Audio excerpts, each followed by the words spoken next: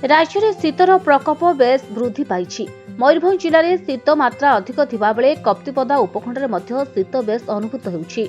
विशेषकर शिमिलीपाल पाददेश में कप्तिपदा उपखंड अवस्थित थिबा बेले शीत बेस बढ़ुछि।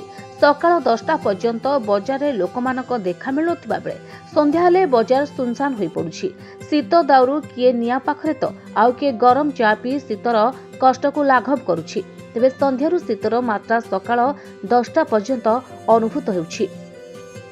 शीत रास्ताघाट सकाल सकाल प्राय जनशून्य लोक देखा मिलना बुढ़ा बुढ़ी तो बहुत कष्ट पाँच जेहेतु आम शिमिलीपाल पाददेश उदला अवस्थित तेणु बहुत ठंडा अनुभूत होती।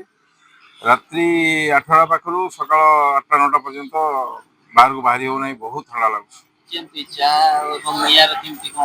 लोक राति संध्या बेले सका निआ जाड़ी निआ पहुँचती।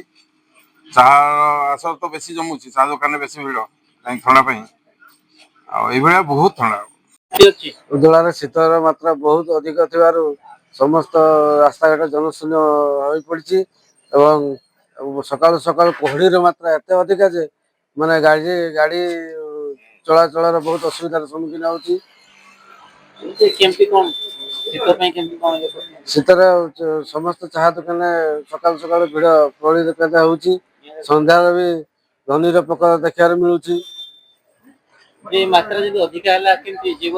जीवन जीवन असुविधा बहुत सम्मुखीन होगा पड़े। जो बुढ़ा बुढ़ी माने अच्छा एत शीत जे माने घर बाहर मुस्किल हो जाऊँ। शीतरे थरहर सारा सहर आमे अच्छु मयूरभंज जिला कप्तिपदा उपखंड रे थिबा उदला सहर जोठी की शीतरे थरुची उदला सहर।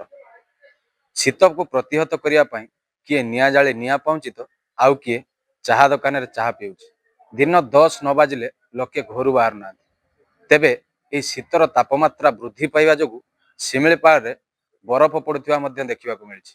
तेबे आगो शीतर तापमात्रा वृद्धि पाउछि कि ह्रास पाउछि ताहा देखिबा को बाकी रहला। उदलार अक्षय कर संचार लागी।